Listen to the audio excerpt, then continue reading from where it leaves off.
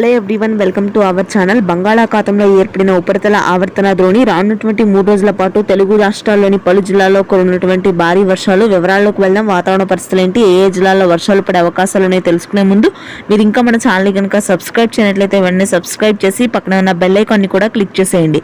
పశ్చిమ బంగాళాఖాతంలో ఏర్పడిన ఉపరితల ఆవర్తన ద్రోణి బలపడడంతో తెలుగు రాష్ట్రాల్లో ముఖ్యంగా కోస్తాంధ్ర ప్రాంతాల్లో భారీ వర్షపాతం నమోదవుతుంది. ప్రాంతాల వారీగా చూసుకున్నట్లయితే గుంటూరు, చిలకలూరుపేట, నరసరావుపేట, రేపల్లె, చీరాల, ఒంగోలు, చీమకుర్తి, సింగరాయకొండ, నెల్లూరు ప్రాంతాల్లో భారీ వర్షపాతం నమోదవుతుంది.